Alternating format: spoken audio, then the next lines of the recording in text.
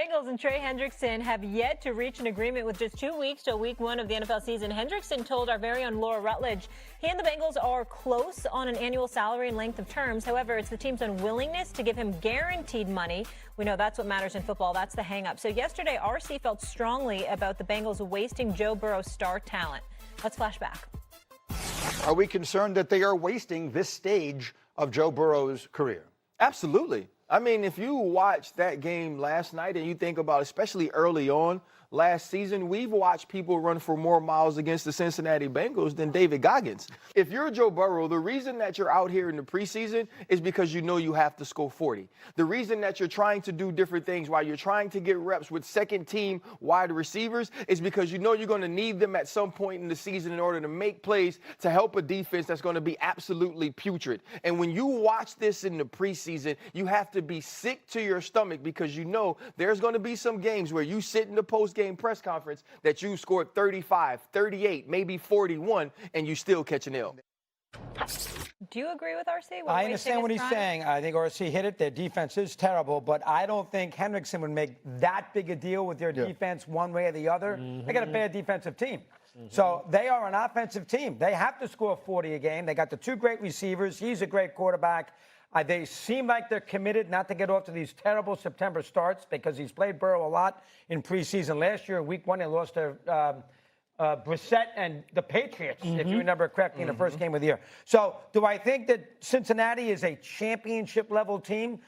No, I don't, because of what RC says with their defense. But I do think they have a good chance to make the playoffs. They were 9-8 last year, and they had a chance in Week 18. They beat Pittsburgh, and everybody else won the next day. They got knocked out.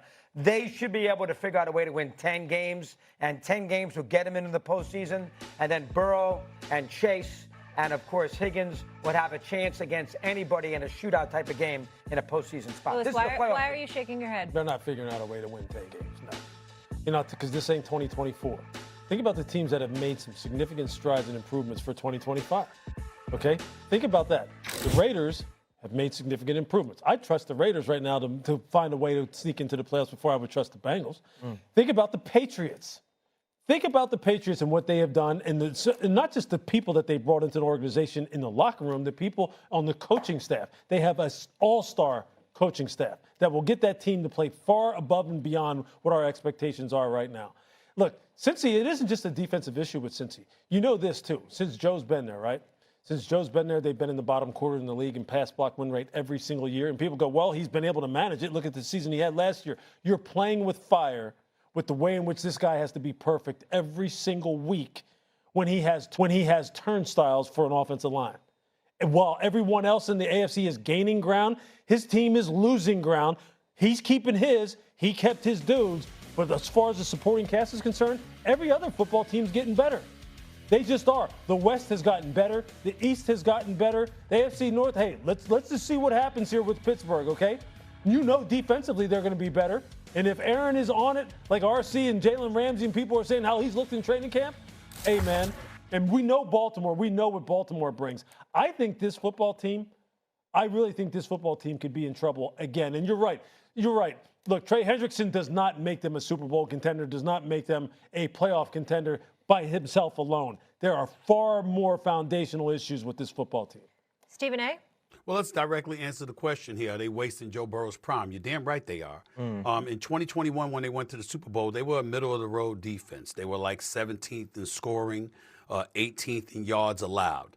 Let's look at them now. I mean, when you look at them now, they're putrid, to say the least. They're like the 26th ranked scoring defense, 31st in total defense since 20. I mean, when you just look at them right now over the last 2 seasons, it's abysmal. And in the meantime, since 2021, these are the numbers on Joe Burrow. Completion percentage, number 1 in the league. Pass yards per game, number 1 in the league. Touchdown passes, 3rd behind Patrick Mahomes and Josh Allen. Passer rating, 2nd only to Brock Purdy. And postseason wins with 5, tied for 3rd behind Mahomes and Jalen Hurts. That's it. This is what Joe Burrow has done. Yet they've missed the playoffs 2 of the last 2 years. Why? Because both were 9-8 records. Their defense ranked 26th in the league in scoring, 31st in total defense. Clearly, that is the issue with them. And when you know this, and still you've done close to nothing to improve the defense, to improve giving him just a chance to get this team over the hump. I think that's what's egregious. At the very least, think about what we're asking.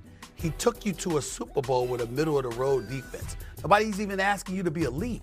Could you just be average? Could you be a little bit below average, like a 16th or a 17th or an 18th in the league, as opposed to 31st? They can't even do that. That's how bad it is. That's why you know the answer to this question is they are wasting away Joe Burrow's prime. RC, They're absolutely wasting him, but it's partly Joe Burrow's fault as well. Joe Burrow earned the right to say what he wants to have on this team, and he wanted both Jamar Chase and T. Higgins. Well, when you pay T. Higgins like a 1B, it's going to be difficult to go get players that can right now affect the way you play on defense. So what do they have to do? They have to go draft young players, which they did in this draft, that have to hit early. The reason the Philadelphia Eagles are a playoff team, are a Super Bowl champion now, is because the young players hit.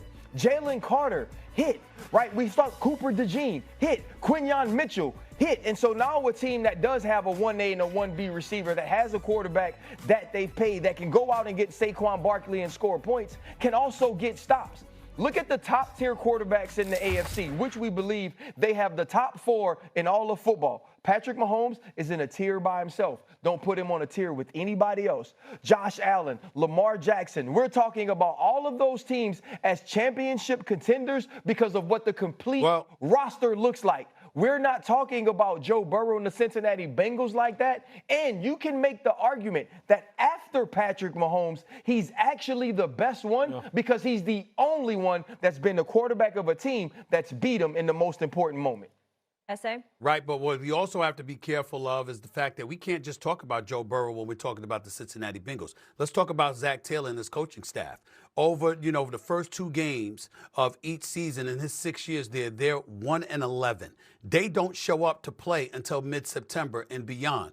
That's egregious. What the hell are you doing? That's why I call for an investigation into what the hell they're doing in the offseason, because clearly it ain't their job. They're never ready to play at the start of an NFL season. That might have something to do with their absence of success. We can't ignore that. And so when I'm looking at Joe Burrow making sure that you get your 2 receivers paid, and I get that part, RC, my whole point is this. These are the Bengals. And look at the bevy of errors that they've made over the years. There's no telling if they didn't pay T. Higgins what they were going to do with that money. They still might be having a problem with Hendrickson, along with anybody else. And we don't know what the hell they're doing, and that's the problem. Finish the season with Arizona and Pittsburgh at home. Play at Miami. Open with the Browns. They remember, they didn't make the playoffs last year, so they got a little easier schedule. He's played people. Those receivers are wonderful. I think they can win 10 games. Right. If it were November and they had Miami and Cincinnati, that would be an automatic win because we know that Miami doesn't show up with 50 degrees or below weather. That's true, too. I think the game is in Miami, but I think you're right. You may continue. Coming up here on First Take, clearly we're having a good time.